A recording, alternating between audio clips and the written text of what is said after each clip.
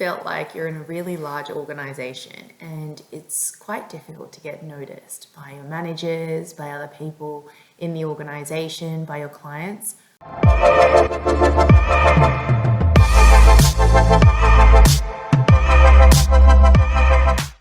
So I've been there. I have been in big four consulting firms, I have been in big global agencies, and there are so many talented, bright-minded people. And I'm going to give you 25 easy ways to help you get noticed in the corporate environment, in your job. And it doesn't really even matter if you're an introvert. So I get it. You're doing all of the things. You're working harder, you're taking more on, you're being a team player, you're meeting deadlines, and you're going above and beyond. But you're likely here because one of the following reasons. You're working really hard and you're putting in all the hours, yet you feel like no one is really noticing you, your commitment, and your real expertise. You've got some great ideas on how to do things better, but somehow when the time really comes to put them out into the world, you keep getting overshadowed or being spoken over. Or you might know in your heart of hearts that you've got what it takes to do more, but you just don't really have the confidence to speak up. Or you're feeling unnoticed, unheard, or even unseen at work. And it's causing you to feel unmotivated, flat, or just generally bleh. So we know you're smart. We know everyone has the capability to really stand out. And we know you have great ideas, great insights, and you have the ambition to do something more. Yet you're not getting the opportunities. So you seem to be getting passed over for projects or promotions or stretch work or even secondments. And you're sick and tired of being told, we just need to hear from you a little more, you just need more confidence. So I'm here to tell you that there are more ways to get noticed at work than just being the loudest person in the room. The first thing you want to think about is sending out follow-up emails. After a meeting or after a conversation you've had with a client or with your team, sending an email that includes your thoughts and your ideas is really valuable. An example might look something like, hi team, following this afternoon's meeting, I've been doing some further research and reflection, and I'd like to put the following, thoughts, ideas, or suggestions or recommendations out there for consideration. The second way to do this is to think about how you play the role of a super connector in your organization. Who do you know that can connect them with? So for example, if someone needs some help with some graphics and you happen to know the graphic design team, you could offer to connect the two people and play the role of a super connector. The third, and I really stand by this, is the use of LinkedIn. LinkedIn is a really good platform for you to put your thought leadership out there, but also get noticed not only by recruiters, by organizations, but also people within the organization that you're helping contribute to the social awareness of the company and its people. So think about, what do you care about? What are some insights you have learned from your projects? Think about, can I actually share the name of the projects? Is it just within an industry that I can talk about? Are there industry insights? And the fourth way is to ask a curious or a courageous question, whether it's on the company chat, the company channel, within your forums. So think about what channels are being used and ask a question that really propagates conversation. The fifth way is to help a team member out who really needs help. Someone who wants to move into a leadership position is generally caring about the overall well-being of the team and how the team comes together. The sixth way is to look at proactively updating your manager on some of the things that you've been thinking about that could really drive positive change into your team. So think about, well, how can the team work more cohesively? Is there a new process that could be helpful? Have you identified problems that team members have talked about, and is it something that needs to be brought up? Number 7 is to email your team about some of the changes or the trends you've identified in your industry. So think about what this could mean for all of you. What insights and what valuable learnings does it make it actionable? So you don't really need to be the loudest person in the room, but you're still sharing your own unique insights. Number 8 is to become a mentor to someone else in your workplace. So who in your company might actually benefit from learning from you? If there is someone who's more junior or someone who requires your skill set, that's a really good opportunity for you to show leadership skills. Number 9 is to volunteer for some of the company committees or groups that are on offer. It's a no-brainer. You do want to increase your visibility and to build relationships with others outside of your team. You then build relationships, you can build connections, you can build insights. It opens you up for so many new opportunities in the future. Number 10, build your own company network around a hobby, around a passion, around a cause that you really believe in. Number 11 is to ask for an opportunity to speak at a company event. Yes, this can actually be a scary one, but it's one of the quickest ways for you to increase your visibility.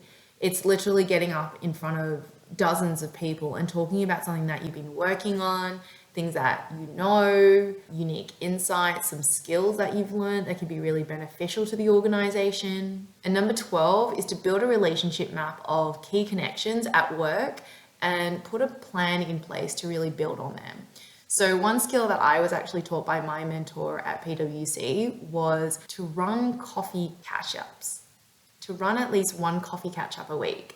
And during COVID, virtual coffee catch-ups were so easy, and it really gets you noticed, it gets you talking to people. You then start to leverage your knowledge of, well, what are they really helpful for? Where is their knowledge and skill set? How can I invoke some of these conversations for future projects? Number 13 is ask for a mentor in your organization and make it someone influential who is well connected.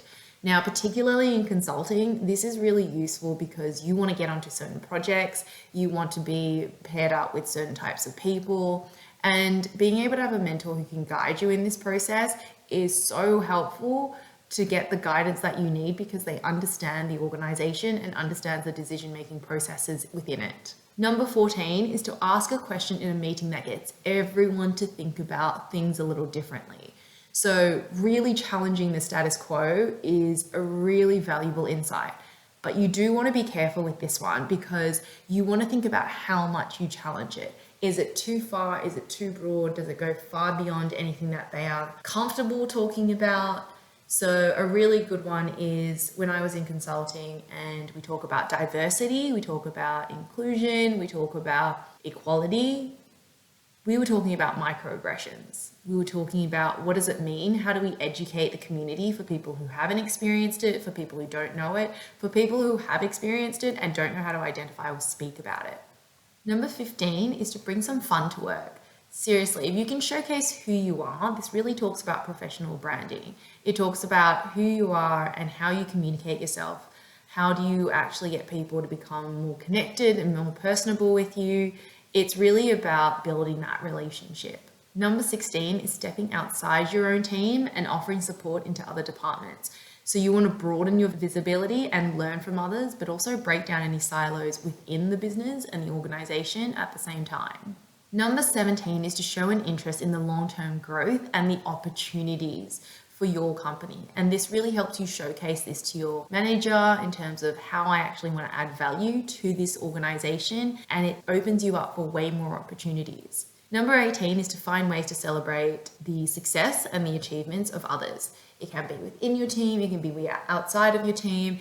And what's really valuable for this is another really good trait for leadership. What does it mean to celebrate the milestones? What does it mean to give recognition? What does it mean to be a great team player and being able to lead a team through success? Number 19 is be sure to talk to your manager proactively about the work you're doing and the things you're learning along the way. So there might already be quarterly reviews, half-yearly reviews, but you want to be able to do check-ins proactively with your own manager to talk about, well, this is the growth that I want to be on and this is where I would like for us to lead. Number 20 is ask the big questions that others aren't asking of your manager. So for example, you want to ask your manager what's on their mind right now, what are their priorities, think about their concerns, what are some of their challenges, and how can you best support them. Number 21 is get outside your lane. So often people only really consider the needs of the organization based on the team that they're in. You want to be able to demonstrate real leadership potential by seeking out people in other departments and teams and asking them about what some of their jobs, their challenges, some of their priorities might be. Just be curious. And 22 is once you've done this, bring this knowledge back to your team and share it with them. So they all get to learn from this experience too, and you become noticed as the person who is thinking bigger and considering all the moving parts of the company and not just within your own department. Number 23 is to develop your own signature style. Now, an example I have for myself is I really care about team cohesion. I care about the team really liking working with one another and coming together regardless of what part of the project they're on. So if we had daily stand-ups, one of the things we implemented was a joke a day or an activity before we actually start the stand-up. One of them was around spot the difference. So they were split up into teams and they had to work together. And what I find is before you dive right into the task and the priorities of the day, you bring the team together in a bit of an icebreaker. They work much better together. They become more personable. They understand how to work together outside of just hitting goals and hitting targets. Number 24, build up your reciprocity in the organization. So what does this mean? Think about ways that you can do favors for others so they naturally are helping you build currency with them. Not only will you become more visible, but proactively helping others, but when you also need something in return, you've got your allies. And number 25, find ways to paraphrase other people's comments and then build on them. So I've talked about this in another video where you use reflective questions, open questions, and it's really about thinking about how do I get them thinking? How do I get them to think broader? How do I uncover insights that are valuable to me and my team? It really demonstrates that you're actively listening and allows the other party to feel seen and heard. And it really showcases you as a leader who genuinely are interested in what others have to say. So for example, you might want to say something like, what it sounds like you're saying is ... Or I think you're spot on and I wonder what further opportunity we might have to also consider. Another one I really like is let me play back to you what I've heard and then you talk about that and then you can talk about your insights. So there you have it, the 25 ways in which you can help get noticed at work and take control of your own career, even if you're not the loudest person in the room. Often the most effective leaders are actually the ones who listen and involve others to expand thinking and really demonstrate a more collaborative approach to problem solving than being the person who's speaking up all the time and providing their own ideas.